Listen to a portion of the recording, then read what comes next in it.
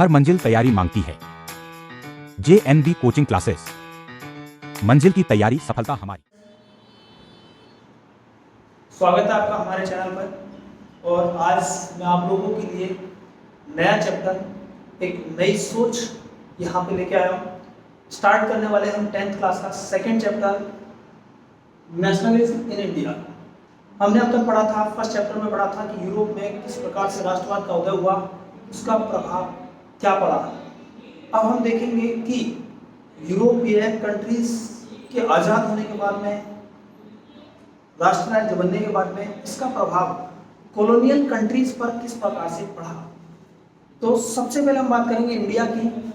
India 16वीं शताब्दी के बाद 17वीं शताब्दी से ब्रिटिश डोमिनेशन में था, इंग्लैंड के अधीन था। इंग्लैंड में यहाँ पर ट्रेड वाइज, सोशियली, इकोनॉमिकली कब्जा जमाए हुए थे।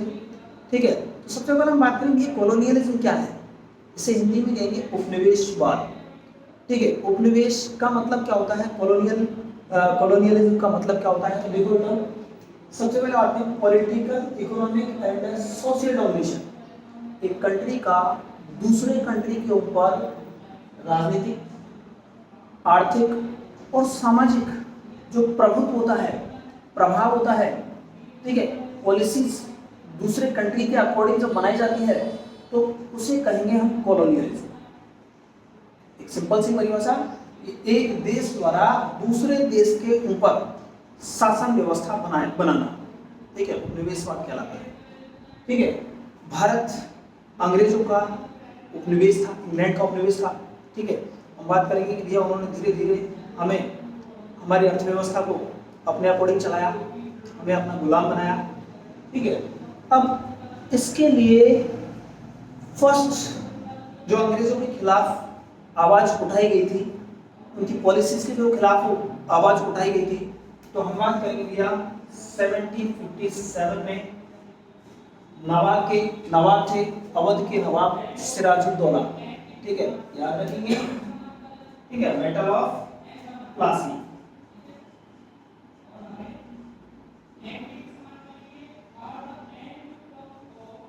बैटल ऑफ प्लासी हुआ 1757 में। आफ्टर 100 इयर्स ये जो अंग्रेजों के खिलाफ रोष है, ठीक है, कई कारणों से, जिसमें हम बात करेंगे कि भैया राजनीतिक कारण भी है, आर्थिक कारण भी है। ठीक है, हम बात करेंगे इसका जो है सैनिक प्रभाव भी है और सामाजिक प्रभाव भी है। इन कई तरीकों के कारण, कई कारणों से यहाँ पर एक सैनिक आंदोलन स्टार्ट हुआ। जो भारत के सैनिक थे उन्होंने, और वो क्या था 1857 में, फर्स्ट वॉर ऑफ इंडिपेंडेंस। ठीक है, जिसे हम 1857 की क्रांति के नाम से जानते हैं। ठीक है, इसके बाद हम बात करेंगे कि भैया 1885 में एक पार्टी का गठन किया गया, जिसे हम INC, इंडियन नेशनल कांग्रेस के नाम से जानते हैं। इंडियन नेशनल कांग्रेस, इसके जो फाउंडर थे AO ह्यूम, एलन ऑक्टेवियम ह्यूम। 1885 में इन्होंने इंडियन नेशनल कांग्रेस की स्थापना की। अब हम बात करेंगे भैया कि इंडियन नेशनल कांग्रेस में धीरे धीरे लिबरल्स, रेडिकल्स, ठीक है, मतलब जो नेता हुए हैं, उन्होंने अपनी अपनी पॉलिसीज के अकॉर्डिंग अंग्रेजों का कहीं सामंजस्य भी बिठाया अंग्रेजों के साथ में, कहीं पे उनका विरोध भी किया। ठीक है, धीरे धीरे अंग्रेजों की पॉलिसीज के खिलाफ विरोध स्टार्ट हो चुका था। अब बात करें भैया 1915 में एक महान व्यक्तित्व का आगमन इंडिया में हुआ। इंडियन ही है, लेकिन हम बात करेंगे भारतीय राष्ट्रीय कांग्रेस और स्वतंत्रता आंदोलन के एक बहुत ही प्रतिष्ठित व्यक्ति। ठीक है, भारत के बहुत ही जाने पहचाने माने हमारे राष्ट्रपिता महात्मा गांधी साउथ अफ्रीका से अपनी लॉ की प्रैक्टिस कंप्लीट करके और भारतीय राजनीति में 1915 में स्टार्ट हुआ। ठीक है, अब देखो 1915 में वापस आए, उससे पहले वर्ल्ड वॉर चला था 1914। कब से चला था? 1914 से। 1914 में स्टार्ट हुआ था, और ये जो वर्ल्ड वॉर है ये 18 तक चला, ठीक है। और इंडिया में कंडीशन क्या थी, इंडियन जो फार्मर्स थे उनके ऊपर ब्रिटिशर्स ने कई तरीके की पॉलिसी जो है अपने फायदे के लिए थोप रखी थी, जिनमें हम बात करेंगे भैया कि एक पॉलिसी थी उनकी कैश क्रॉप्स प्रोडक्शन की। एग्रीमेंट के तहत उन्होंने बिहार, बंगाल, ठीक है, आसाम, इन स्टेट्स में अपने हिसाब से प्लांटेशन करवाया। प्लांटेशन में उन्होंने सबसे ज्यादा हर्ष, सबसे ज्यादा खतरनाक जिस चीज का प्रोडक्शन करवाया वो थी बेटा इंडिगो। इंडिगो मतलब नील का उत्पादन। नील ब्रिटेन में कपड़े के लिए, टेक्सटाइल इंडस्ट्री जो है उसके लिए सबसे ज्यादा जरूरी रॉ मटेरियल था, ठीक है। और इंडियन इंडिगो जो है वो वर्ल्ड में बेस्ट क्वालिटी की इंडिगो मिलती थी, ओके। अब देखो बेटा यहाँ पे क्या होता है कि किसानों को जबरदस्ती से नील का उत्पादन करवाया जाता था अंग्रेजों के द्वारा, ठीक है। इससे परेशान थे चंपारण, चंपारण कहां पे, बिहार में। यहाँ के किसान, ठीक है, अंग्रेजों की पॉलिसी से, इंडिगो प्रोडक्शन की जो पॉलिसीज है उनसे परेशान थे। तो उन्होंने, जब महात्मा गांधी वापस आए, उन्होंने देखा कि एक ऐसा नेता जो साउथ अफ्रीका में सत्याग्रह सफल करके आए हैं, ठीक है, रेसिज्म के खिलाफ उन्होंने साउथ अफ्रीका में सत्याग्रह किया था जो सफल हुआ था। तो उन्होंने देखा कि जब विदेश में जो व्यक्ति अपना आंदोलन सफल कर सकते हैं वो इंडिया में हमारे लिए क्या नहीं कर सकते, तो वो जाके मिले गांधी जी से। और हम बात करेंगे कि गांधी जी ने 1917 में पहला सत्याग्रह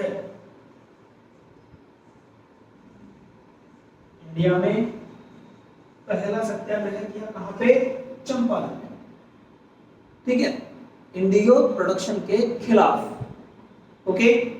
ये सत्याग्रह सफल रहा, ठीक है।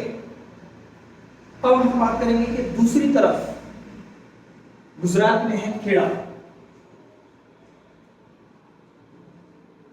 खेड़ा गुजरात में, यहां पे भी किसानों की प्रॉब्लम थी कि उन्हें अनैतिक तरीके से एक्सप्लॉइट किया जा रहा था, उनके ऊपर बहुत ज्यादा रेवेन्यूज, ठीक है। हम बात करेंगे टैक्स, टैक्स सिस्टम जो था यहाँ का खेड़ा का वो खराब था, ठीक है।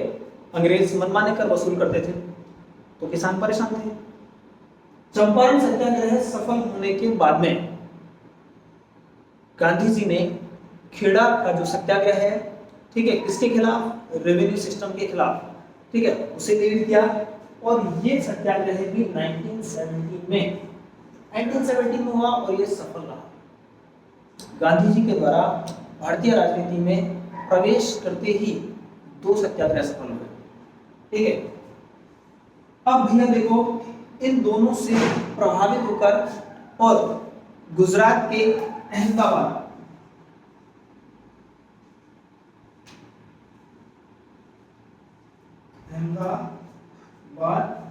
और अहमदाबाद जो है वो फेमस है कॉटन मिल्स के लिए, ठीक है। अब यहाँ पर जो कॉटन मिल्स लेबर्स थे वो परेशान थे मिल मालिकों की मनमानी से, ठीक है। मनमानी का मतलब हम बात करेंगे कि उनकी वर्किंग कंडीशंस और वर्किंग आवर्स ज़्यादा थे, काम ज़्यादा लिया जाता था और उनके जो वेजेस हैं वो कम थे। तो उन्होंने उस चीज़ की मांग की कि भाई हमारे वेजेस बढ़ाए जाए, वर्किंग कंडीशंस ठीक की जाए, ठीक है, और वर्किंग आवर्स जो है वो कम किए जाए। इसके लिए सत्याग्रह किया। इस सत्याग्रह को 1918 में लीड किया गया किसके द्वारा, महात्मा गांधी के द्वारा, ठीक है। और हम बात करेंगे कि जनवरी 1918 में ये सत्याग्रह भी सफल रहा, ठीक है। अब बच्चों देखो, 3 सत्याग्रह सफल होने के बाद में हम बात करेंगे कि भारतीय राजनीति में, आईएनसी में, इंडियन नेशनल कांग्रेस में गांधी जी का प्रभाव बढ़ गया। गांधी जी का प्रभाव बढ़ने के कारण फिर उन्होंने एक राष्ट्र नेता आईएनसी के एक बहुत बड़े लेवल के नेता के रूप में उनकी पहचान उभरी। नेक्स्ट हम बात करेंगे भैया कि ब्रिटिश पार्लियामेंट ने इंडिया में एक एक्ट पारित किया गया था जिसे रॉलेट एक्ट के नाम से जाना जाता है। ठीक है, अब रॉलेट एक्ट क्या है? ये पारित किया गया था 1919 में, 1919 में रॉलेट एक्ट पारित किया गया ब्रिटिश पार्लियामेंट के द्वारा। रॉलेट एक्ट क्या था? एक ऐसा अमानवीय कानून जिसमें यदि भारतीय लोग आपस में ब्रिटिश गवर्नमेंट के खिलाफ चर्चा करते हुए पाए जाते हैं, ठीक है, उन्हें बैन कर दिया गया। सबके आधार पर भारतीयों को गिरफ्तार किया गया और इसमें हम बात करेंगे कि किसी भी व्यक्ति को गिरफ्तार किया जा सकता है और वो व्यक्ति अपने बचाव के लिए ना तो कोर्ट जा सकता है, ना कोर्ट में कोई अपील कर सकता है, ठीक है, ना कोई वकील उसका केस लड़ सकता है और कम से कम 2 वर्ष के लिए, ठीक है, उस व्यक्ति को जेल में डाल दिया जाता। नो अपील, नो वकील, नो दलील, ठीक है, इस कानून का नियम था। प्रेस को पहले ही बैन कर दिया गया, वर्नाक्युलर प्रेस एक्ट जो लागू किया गया था तो उससे प्रेस को पहले ही बैन कर दिया। भारतीयों ने सोचा कि भैया ये तो हमारी मानसिकता को, हमारी सोच को क्या कर रहे हैं, दबाते जा रहे हैं, ठीक है। तो गांधी जी के नेतृत्व में आईएनसी ने, इंडियन नेशनल कांग्रेस ने एक सत्याग्रह, एक आंदोलन किसके खिलाफ किया? रॉलेट एक्ट के खिलाफ, ठीक है। हम बात करेंगे कि 10 अप्रैल 1919 को पंजाब में किसानों ने एक शांतिपूर्ण रैली का, शांतिपूर्ण पीसफुल मार्च का आयोजन किया जिस पर गवर्नमेंट ने गोलियां चलवा दी, ठीक है। कब की बात है? 10 अप्रैल 1919, ठीक है। और मार्शल लॉ लागू कर दिया। मार्शल लॉ का मतलब है कि भैया जैसे हम कर्फ्यू लगता है शहरों में, कर्फ्यू लगता है, ऐसे कर्फ्यू था। कर्फ्यू में लोग इकट्ठे नहीं हो सकते हैं, लोग मीटिंग नहीं कर सकते हैं, ठीक है। और अब हम बात करेंगे 13 अप्रैल 1919। 13 अप्रैल 1919 को दिन था बैसाखी।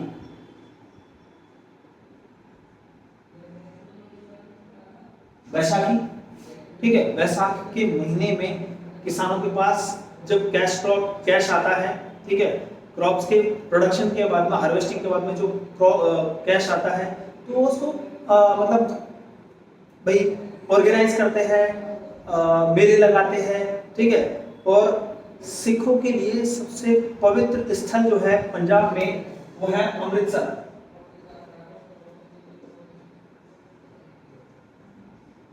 हम बात करेंगे अमृतसर में मेला लगाया गया था किसका? बैसाखी का। बैसाखी का मेला था 13 अप्रैल 1919 को। उसी दिन कांग्रेस ने एक छोटी सी मीटिंग का आयोजन किया। कहां पे? अमृतसर के जलियांवाला बाग।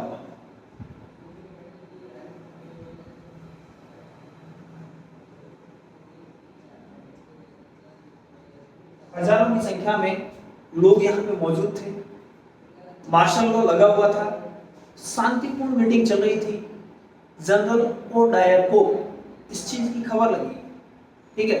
अब देखो इस बाग का एंट्री और एग्जिट गेट एक ही था, एक सकड़ा सा दरवाजा था। जनरल ओ डायर ने कुछ पुलिसमैन वहां लेके पहुंचे, गेट ब्लॉक किया और अंधाधुंध फायरिंग स्टार्ट कर दी।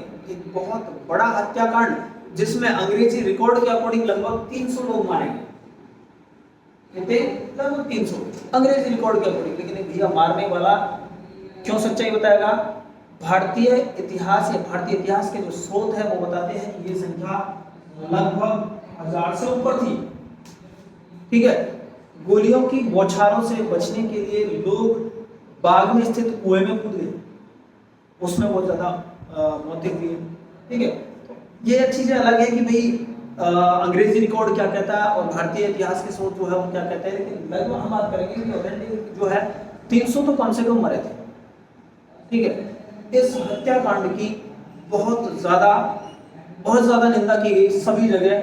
हमारे जो उदारवादी नेता थे, जिन्हें ब्रिटिश गवर्नमेंट ने सपोर्ट किया था, जिन्हें राजी कर रखा था टाइटल्स देके, उपाधियां देके, ठीक है, उन्होंने भी अपना विरोध, खुला विरोध स्टार्ट कर दिया और अपनी उपाधियां लौटा दी। ठीक है, जगह जगह इस हत्याकांड का विरोध किया गया।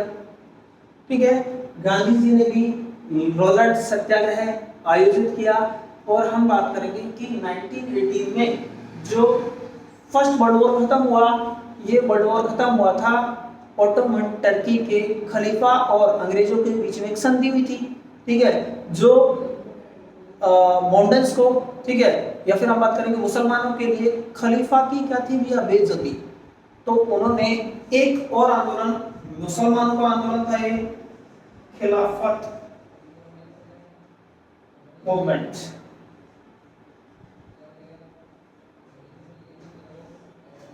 गांधी जी ने एक सर्व जातीय आंदोलन, जिसमें मुसलमान भी पार्टिसिपेट करें, एक ऐसे आंदोलन की योजना बनाई।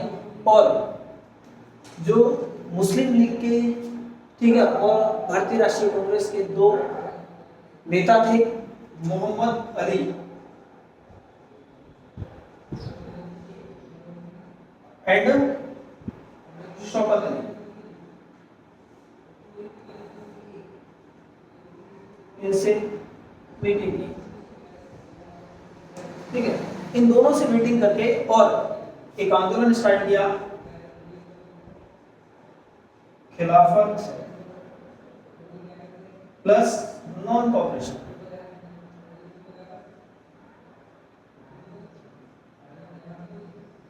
खिलाफत नॉन कॉपरेशन मूवमेंट। ठीक है, बात करेंगे किस किसने स्टार्ट किया था, महात्मा गांधी, मोहम्मद अली और शौकत अली। ठीक है, अब देखो भैया, यहां से हम बात करेंगे कि गांधी जी की जो पॉपुलैरिटी है, किस प्रकार से एक स्पीड बदली। गांधी जी पूरे देश में हर जनमानस के मस्तिष्क में बैठ गए।